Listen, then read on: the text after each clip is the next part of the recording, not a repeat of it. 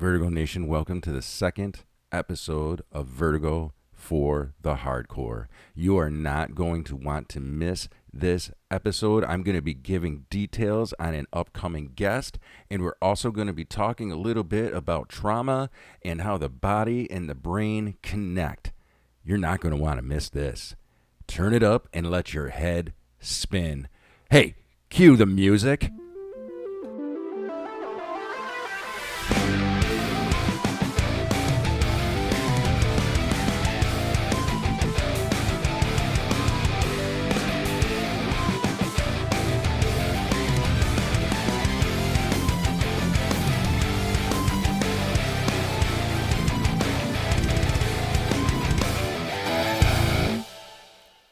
Vertigo Nation, this is your host, Sean, and welcome to the second episode of Vertigo for the Hardcore.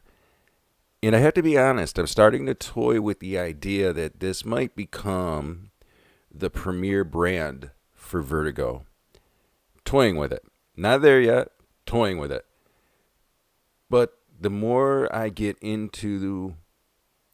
I don't know. Fuck it. I'm not going to talk about it right now. It just might become the real deal. We'll see what happens. Anyway, enough of that. Welcome back. Thank you for joining me. If you're new here, please hit the subscribe button. Since coming back, so anybody who has been a listener, first, thank you. And you know that I spent some time away. And I've talked about that, so I'm not going to rehash that. But I spent some time away. I did a bunch of episodes, hit it really hard. Burned myself out and whatever, was going through some personal stuff, that needed to take front and center for a little while. And I'm really starting to find my way now, and I'm starting to find that creative spark. And also, Vertigo is really becoming front and center. I'm beginning to understand that this is my passion. And I'm beginning to understand the importance of Vertigo, not only for me, but for the listeners. And I'm ready to kind of turn the corner. And I think that there's also some signs that's happening. I think that there's, I want you guys and gals to, man, this is emotional. Wow. This is hitting me like a ton of bricks. So I need to regain my composure. There is some festering under the surface right now for Vertigo, and it's actually incredible. And since I've really poured myself into Vertigo, again, the second or third coming, I guess, or third revision of Vertigo. There's some festering under the surface, and I really want my listeners to actually, you are on this ride with me. It's absolutely incredible what's happening. So let me explain. In the next week, I'm going to have a guest on the show that I really think is going to blow people's minds, and I'm really excited. His name is Dr. Bagnall. He is a functional neurologist, and that's all I'm going to say right now. But what I will also tell you, and that episode is coming up, all right? We're going to be recording it soon, and I will be dropping some more details. I'm going to be taking back over my social media stuff, and you're going to be seeing some, I don't know, propaganda, whatever it's called. Advertising was probably, I don't like propaganda. Let's nix that word and say advertising. But yeah, so him and I are going to be having a conversation and obviously recording that for the episode. But here's the festering that I'm talking about. I have all of a sudden been getting emails from outside of the immediate friend group and of Vertigo, and it's so incredible to watching that happen. And because of the folks who have come on Vertigo and shared their stories, because Vertigo really is about sharing people's stories, right? I mean, I know the tagline for Vertigo is the show that will make your head spin. And I do believe that is true, because I try to be edgy with our topics, right? In the sense of like we're talking about things, at least in my mind. Listen. I work in a man's job, and and that's what it is. Okay, I'm not. There's no bullshit, no pulling punches. I work in a job it's a man's world. Okay, and I know that in 2026 maybe that's not looked at like favorably anymore. And I'm not here to agree or disagree with that, to be completely honest with you. I'm here to just tell you that that's the way that it is. And so for me to be at my job and be open about men's mental health and some of the things that I talk about on Vertigo is kind of looked at like, wow, dude, like it's kind of weird, right? And so the things that are happening though are starting to show like, no, this is important work. And the work that Vertigo is doing and the guests that have been on here sharing their stories, because Vertigo really what Vertigo is about is everybody has a story, right? And that's what this is about. It's about sharing that, and it's about it's about community and things festering and happening organically. And this is proof that that can happen. It started with the Marifa Foundation reaching out to me. Okay? That's where it all started. And then, and that didn't work out. And that's okay. Not everything is meant to work out. But this time, when I got the email from Dr. Bagnell, I thought, this is the opportunity to jump. And so we're jumping. And he's going to come on the show, and we're going to record an episode. And this is going to be the turning point for Vertigo in the way that, how do I put it? Just, you got to tune in. You're not going to want to miss this. I'm excited. I think that great things are coming, and I think greater things are coming for those who listen, because it's no longer just about, well, let me explain in my research. So functional neurology has, I am really enjoying diving down this rabbit hole. And we're obviously going to talk more about it when he's on, because he's the expert. But just to give people a snippet, just to light the fire for people a little bit. If you think that medication and medicating is the only way to treat anxiety, depression, things like that, this episode that's going to be coming up, not this episode, like not this very episode, but the episode that's going to be coming up with him as a guest is going to blow your mind. And that's all I'm going to say. Okay? I'm going to leave it right there. There's the attention grab. I'm going to refer back to that sentence when I meet with him. Hopefully I'll remember, because I'm ADHD. I might not remember by then. But we're going to try it. We're going to go for it. Lives are about to change. That's what this is about. I'm telling you, if you're a listener of Vertigo, and you are feeling the passion behind this show, you're not going to want to miss this. You're going to want to tune in. And I guarantee you, something in your life will change as a result. That's all I'm going to say. In preparation for that episode, we're going to do things a little bit different today. All right? I want to talk about a little bit about trauma, because obviously that's the show, again, men's mental health, not just men's mental health. I think I need to get away from that stigma a little bit. Although I do feel passionate about it, being male, I think that it's really about, this is about people. The show is for the people, all right? We're all in this together. So I want to talk a little bit. When I had worked,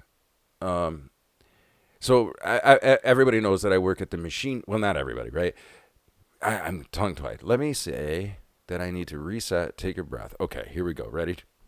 Is your head spinning yet? I say that every episode. This is the show that will make your head spin. Partly because your host is all over the fucking place, right? So, yeah, let's dial it in. Trauma? What's that? Sean, you have no trauma. Yeah, okay. Anyway, I had this wonderful conversation with a peer at work a while ago now, like years ago. And it's weird, because this is how things tend to happen for me. And maybe they happen for you like this too. I'll have a conversation, and I'm involved in the conversation, right? Like I'm invested in the conversation. But that's it, right? You walk away from that conversation, and that conversation just existed in that moment. And then it doesn't really, I don't know, it doesn't do anything beyond the moment, I guess. Okay. And then all of a sudden, in this case, years later, literally like 5 years later, all of a sudden, that conversation is in the forefront of your mind. Okay. So here's the conversation that I had with that peer years ago. We were talking about trauma, family trauma specifically, because they had read a book called The Body Remembers. Okay. And if anybody's interested, I did a little bit of research before the episode today. The Body Remembers, The Psychophysiology of Trauma and Trauma Treatment. And the book is by Babette Rothschild. You can find it on Amazon. Okay. The Body Remembers. Okay. And the reason that I'm bringing that book up is because there is some, I've talked about it on the show before, Swiss cheese brain, right? And there's this weird thing that happens, right? Where we might have had faced some trauma or traumatic event in our past, but the brain doesn't remember that, but the body does. And how do we know that? Well, through anxiety, right? Depression. It could even be manifesting in maybe gastrointestinal issues, right? Stomach aches. Like I watched that with people before. My dad actually was one who, when he would start getting anxious, all of a sudden would have to be in the bathroom. And a lot of times actually wouldn't leave the house because he ended up getting physically sick, right? Other people might get headaches. Other people might just carry a lot of tension in like the shoulder neck area. Some people can have like angina, like chest and heart type like issues. So it's incredible, right? And this isn't new research. Like this has been proven time and time again. I did an episode where I talked about my daughter and her being special needs and what it was like to be a special needs dad. There's an Easter egg. Go back and listen to the episode. And if you're new here, you might want to hit the subscribe button, because I'm telling you right now, you're not going to want to miss another episode. You're not going to want to do it. Vertigo for the hardcore people. This is where it exists. This is where it's at. I'm going to be talking to you about some real shit. I'm only taking myself half serious, all right? But seriously, I was talking with her neurologist. My daughter is epileptic, and she talked about the brain and gut connection, right? And how nutrition, bowel movements, all that kind of stuff, right? Like, yeah, I mean, yeah, when you're talking about shit, right? Literal shit, right? In the brain, like what? Yeah. Vertigo for the hardcore people. I told you. This is where it gets real. The shit gets deep, as a matter of fact. But my point is, right, is that the brain is such an incredible organ. It's crazy. And so anyway, this book, The Body Remembers, talks about how like locked away in our brains is this thing, right? This trauma, this secret, this whatever you want to identify it as. And we don't remember it. It's like a dark hole up there. We have no recollection. So we might not even know what it is that's causing all of this other stuff. We just call it anxiety. We just call it depression. We just call it whatever, But at the core of it is this thing. Right? There's this event. And so the book talks about that. Now, in full disclosure, I have only read bits and pieces of the book because I enjoy reading. I love reading. My downfall is I don't give myself enough time to really invest in it. And by the time I start reading, I'm tired. I start dozing off. I miss what I read. I put the book down. So like that's just the reality. And I know a lot of us are there. I really enjoy reading, but I also am guilty of not giving myself the time to do it. So, but for those of you who are readers and really enjoy diving into books, and The Body Remembers, The Psychosociology of Trauma and Trauma Treatment, and again, that is by Babette Rothschild. Don't know her. I only know the book, so I'm not trying to plug it. There's no kickbacks to Vertigo for it. It's just something that I feel would be helpful for you, okay? So if you're interested, but that's where the episode is kind of going today, is talking about memory, right? And how that impacts us. But the weird thing is it's not really a memory because we don't really remember what it is. That's fucked, right? I mean, gosh, right? How do we know? I don't know. Well, I can tell you how we know, right? Because I have no letters after my name, right? It's Sean McDowell. That's it. There's nothing, no comma and nothing fancy that follows, right? This is just strictly on my own dealings with life, man. And, 50 years of being on this earth. It's really coming from that. Just a place of full-blown life experience. And that's it, And maybe a couple of college courses here. And with the addition of AI, maybe ChatGPT or Claude, right? That's really it, man. But anyway, so we have these memories that are there somewhere, okay? I believe they exist in our minds somewhere. They might be fragmented, they might be unorganized, or maybe they're just totally forgotten. And there's actually a word for that, and it's called dissociative amnesia, meaning that your brain, in order to protect you from the traumatic event, has kind of locked it away. But the body remembers, and that's the crazy part. And so our body remembers that this event happened. And so when we start getting into, like, I'm going to talk about my dad, for example. My dad was agoraphobic, right? He had a I guess fear, for lack of better terms, of being out in public around other people. Like, that made his anxiety peak. Now, I unfortunately never had a real conversation with him about that, other than I remember him just disclosing that at one point. We used to do this thing called Pop on the Deck. So my dad is from Brooklyn, so soda was pop. And one of my fondest memories of hanging out with the old man was he his home was definitely his castle. He did not like to leave his house, agoraphobia. But he loved having company, and he loved when people came to him. And he always wanted to have pop on the deck.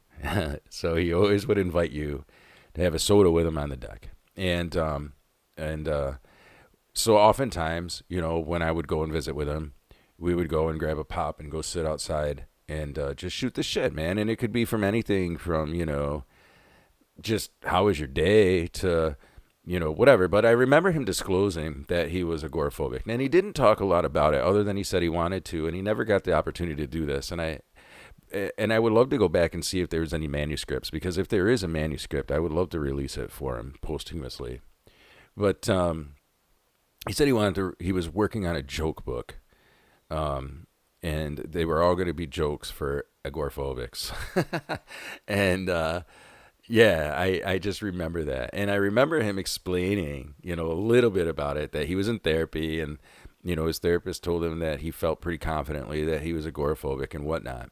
And so, and now, fast forward to all these years later, my dad's been passed for about 12, 15 years now, okay? But fast forward all these years later, and all of a sudden I started sitting here thinking, like, man, in my opinion, and I don't know this to be truth, and we're going to ask Dr. Bagnall when he's on, but I would think that came from exactly this: the body remembers some trauma, and now when he is in a situation that is mindful of the traumatic event, the body reacts in anxiety and these other symptoms. And, but yeah, at the same time, there's no way to sit down and unlock that per se. At least I don't know, and get to the bottom of maybe what the traumatic event was. But then the weird thing is, right, is how do they treat that? Well, they treat it with medication. And I'm not saying that medication isn't helpful, but I'm entering this phase of life where I'm beginning to wonder if there are other things that we can do, I mean, in all honesty, medication in the form that we know of it now isn't the same as it was even 100 years ago. Think about this for a minute for me. And I know I'm all over the place, maybe, but that's what Vertigo is about. And this is a hardcore episode, motherfuckers. So you know what? This episode, it doesn't matter. I don't need to stay on track. Ha! That's what Vertigo for the hardcore is, because you're hardcore into it, and you're going to stay with me no matter what, hopefully. Anyway. Where was I going with that? Big Pharma. Oh, let's not go there. Let's stay away from that. Even Vertigo for the hardcore might not want to go there. Anyway, 100 years ago, right? Even medicine was different. Think about this. There was a time, if you had a stomach ache, you would go down to the pharmacy. And this wasn't that long. So you think about 100 years ago, right? We're in 2026. So 100 years ago would have been 1926. If my math is correct, which I hope it is because I'm a machinist and I do a lot of math. I hope I didn't just fuck myself by really goofing that up. Now you got me thinking. No, I'm just kidding. All right, so where are we? We're in 2026, but we want to travel back to 1926. There was a time, right, when you'd go to the pharmacy, I have a stomach ache, and they'd give you Coke syrup. That was the magic medicine, right? Or ginger, if you were in Asia at the time, right? And matter of fact, Eastern medicine still uses, I guess my point is, plants and things that aren't necessarily lab and or science created, right? We trusted in things like echinacea. We trusted in things like ginger, right? Because they did work. Or I shouldn't say did in past tense. They do work. We've just forgotten that they work. Also, why do doctors push physical therapy before getting surgery? Things like things to think about, okay? This is all just a setup for what's to come, okay? This is all just to get us in that mindset of starting to think outside the box a little bit, because I'm telling you, things are going to come to you and they're going to change your life. And I'm really thinking that this is our opportunity to grab. Fuck it. I don't want to get too philosophical. Let's talk about, there was a time when medicine was different, right? That's all I'm saying. Now we treat all of these disorders with a pill or with this or with that.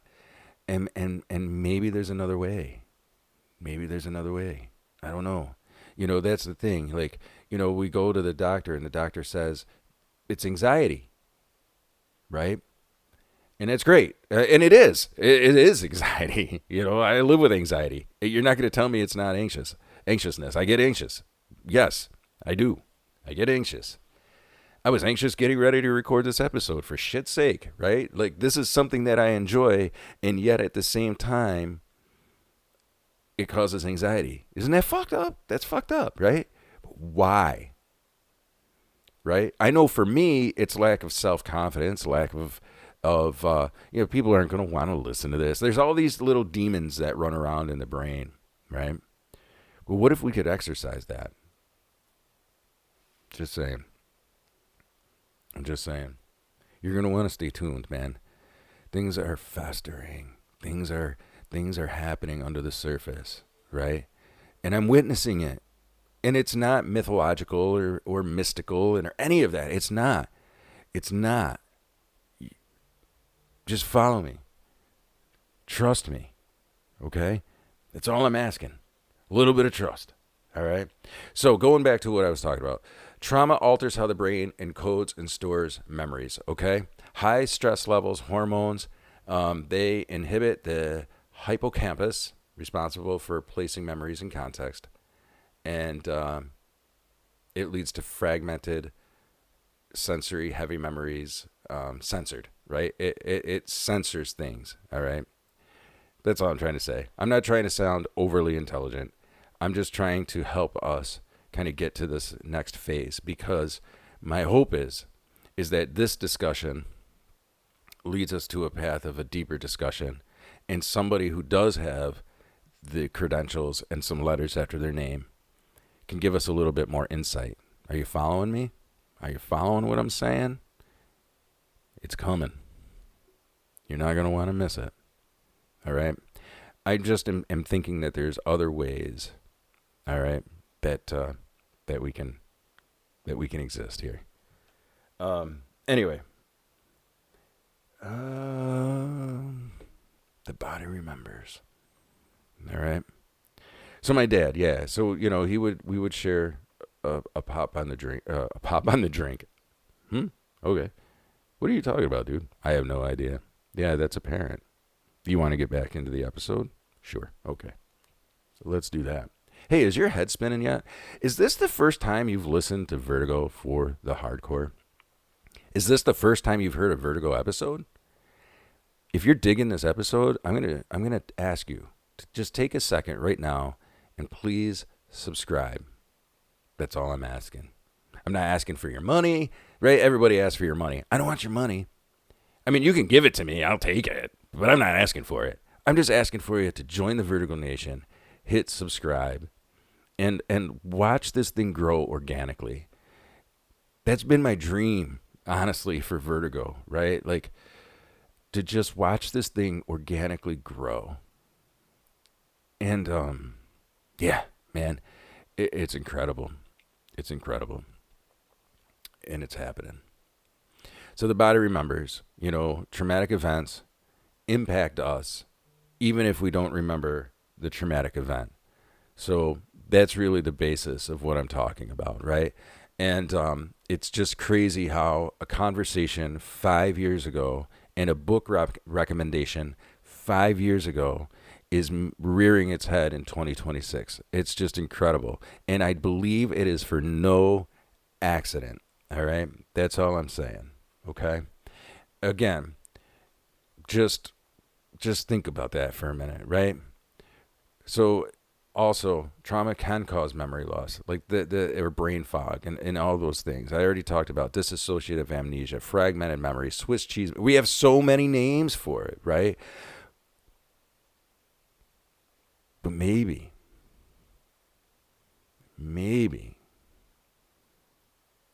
there is something that we can do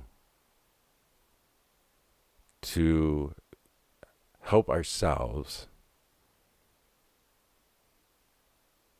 move past it or move through it. Maybe this isn't the life that we have to live. That's my hope. And that's what my conversation is going to be with the doctor when he comes on. So this episode is kind of like a preparation of, right? We've all talked about. Well, we have, right? We're all doing this together. We're all in this together, and that's the truth, right? And I've talked about like where I've been, and I think people tune in because it's human, right? We feel like this together. So that's all I'm saying. All right. I'm going to move on. What's on my playlist, man? It hasn't changed a whole lot actually since the last episode. Other than I have been getting into a couple of different bands, and it just slipped my mind who I was going to talk. I can't remember the name of the band. Oh my God, that is so embarrassing. Okay, well, never mind then.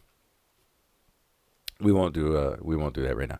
So, a couple of things. I've been going back and watching some old 80s movies. I don't know. I've been in this mood of nostalgia lately, and maybe just kind of watching. It's like when so what happened is I was talking with a buddy at work, Is your head spinning? Because mine is now. I've completely lost my track of thought, all because I can't think of the band that I wanted to tell you. So now I'm like fishing for something else to go to, and my brain's just like, yeah, I'm gonna just go on vacation over here. Fuck you, dude. Okay, thanks, man. Anyway, I've been just having these moments of nostalgia lately, and I got into watching some old '80s movies. And it started with watching The Predator, which I think I did talk about in the last episode. And then I just went down this crazy like rabbit hole, wormhole, whatever you want to call it, and just started really like getting into like other movies. You know, basically the whole Schwarzenegger and like Stallone catalogs.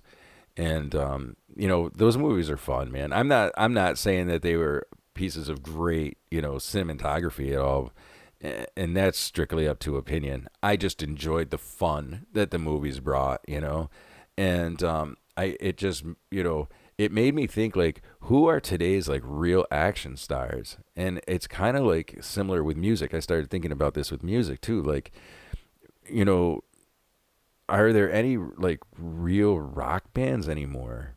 And we can have this whole debate too, like, I feel like rock music has changed so much. To me, rock music used to be like the what is the word? Like it was meant to be like dirty, grungy, you know? And it was three chords and the truth, right? It was like it was meant to be live music. That's what I'm looking for. And I feel like everything now is just produced. Everything is just produced. It's all studio manufactured.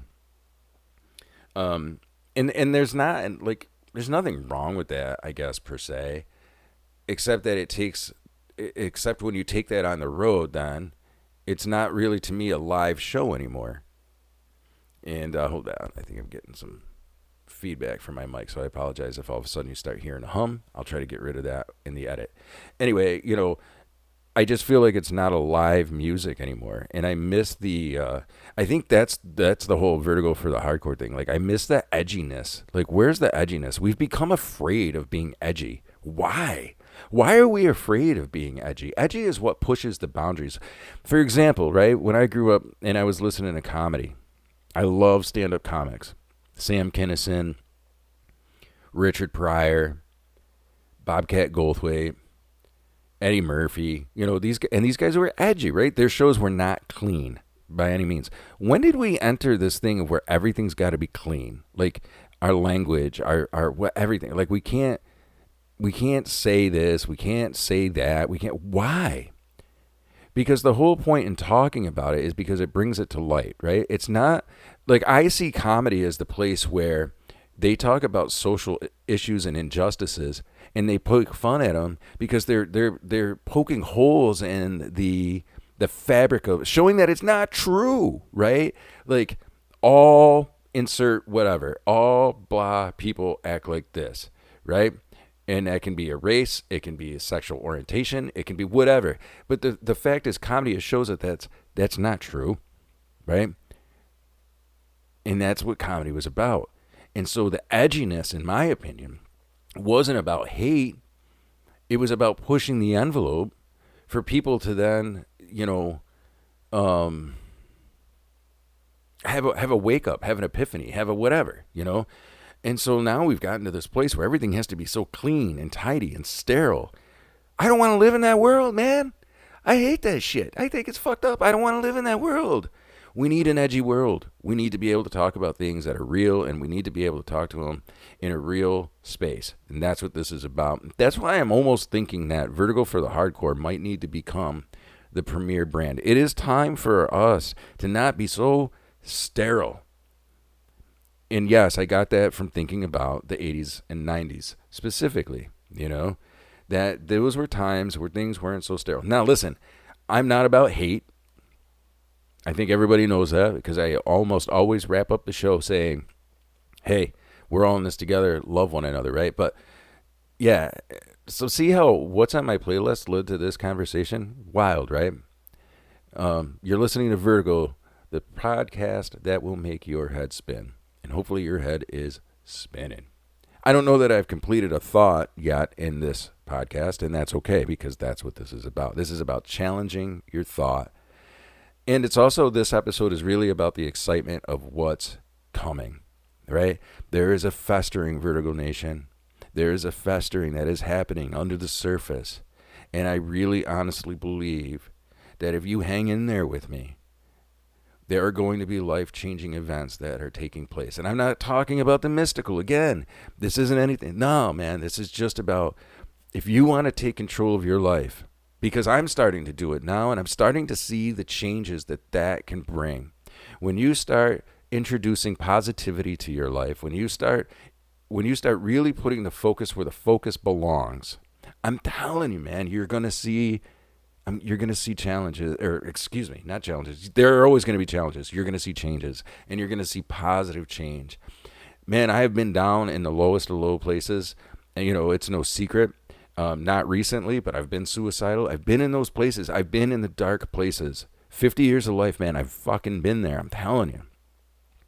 And all of a sudden now, because I've changed, and dude, 50 years old.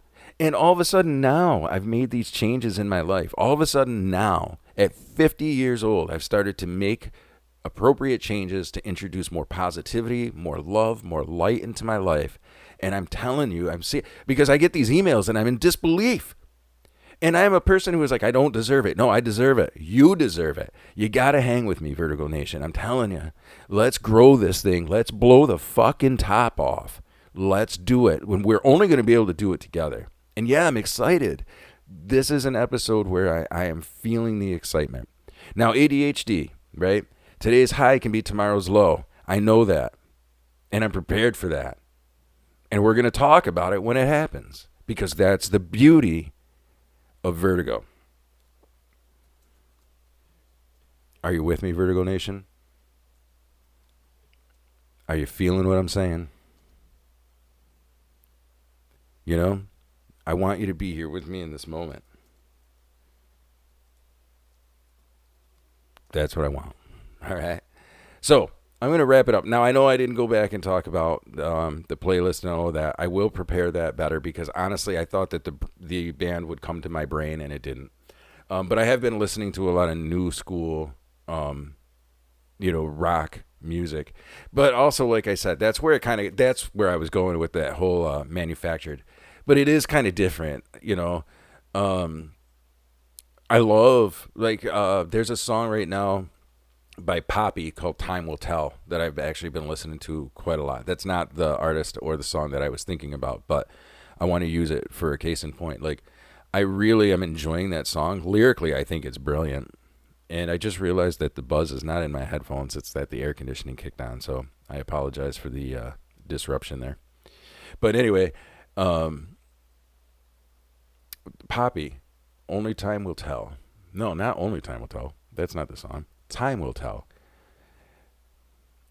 And it's a great song, right? But you can definitely tell it's like studio manufactured. And I'm not saying AI. It's not AI.